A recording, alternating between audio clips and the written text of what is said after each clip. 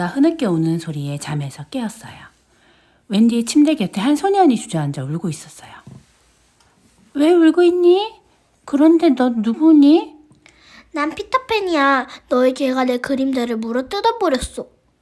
저런, 참 안 됐구나. 하지만 걱정할 거 없어. 내가 꿰매줄게. 피터팬은 고맙다며 웬디에게 옷에 달린 도토리 단추를 선물로 주었어요.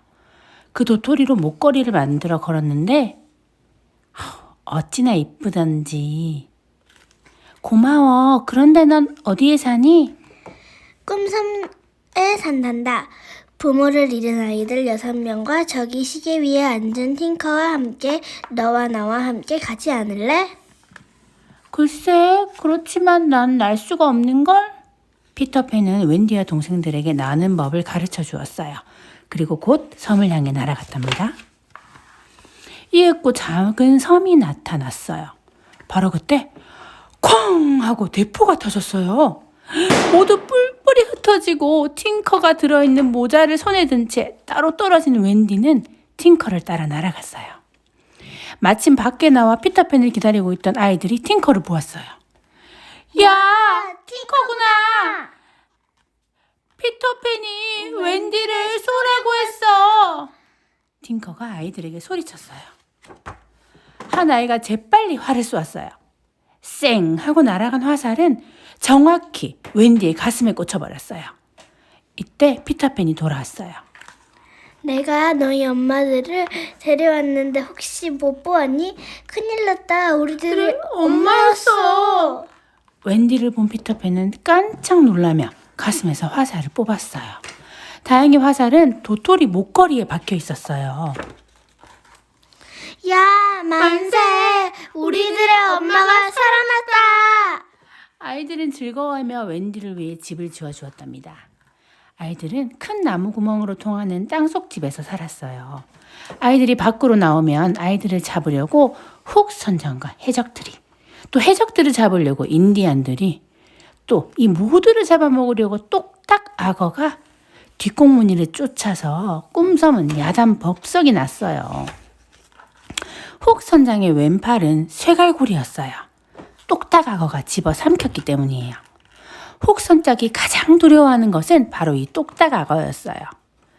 왼팔과 함께 먹어치운 시계 덕분에 똑딱 악어의 뱃속에는 늘 하는 똑딱 소리가 끊이지 않았어요. 똑딱 소리가 들리면 훅 선장은 걸음아 날 살려라 하고 도망쳤답니다. 꿈섬 가까이에 밀물대는 물에 잠기고 설물대는 모습이 드러나는 외딴 바위가 있었어요. 어느 날 아이들은 그 바위 위에서 햇볕을 쬐다 잠이 들었어요. 어느새 새 주인은 어두워졌어요. 갑자기 자고 있던 피터팬이 벌떡 일어났어요. 해적이야, 물속으로 숨어! 모두들 놀라 물속으로 풍덩 뛰어들었어요.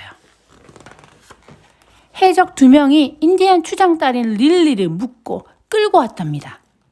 밀물때가 되면 릴리는 물에 빠져 죽게 돼요. 피터팬은 재빨리 훅 선장의 목소리를 흉내내어 말했어요. 추장 딸을 풀어주어라! 그때 훅 선장이 나타나서 피터팬과 아이들은 해적들과 싸우게 되었어요.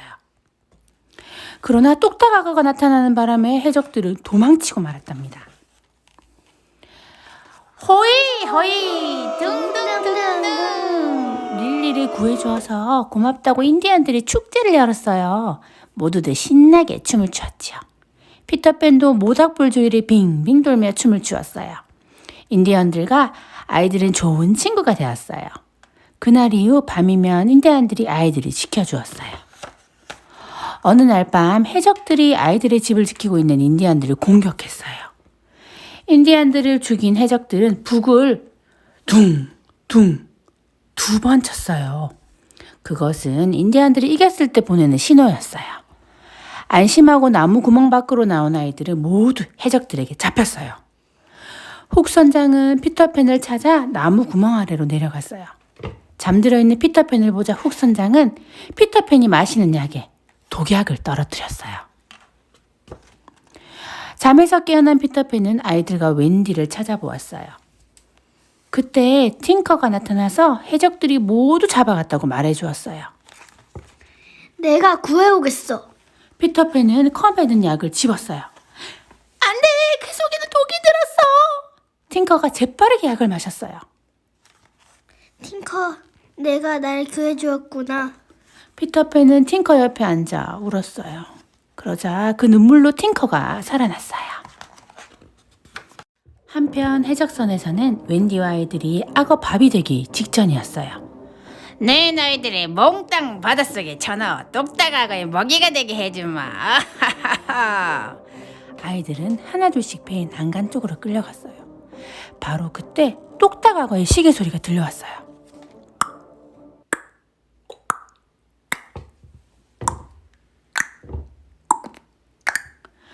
혹선장과 해적들이 당황한 틈을 타서 아이들은 안전한 쪽으로 피했습니다.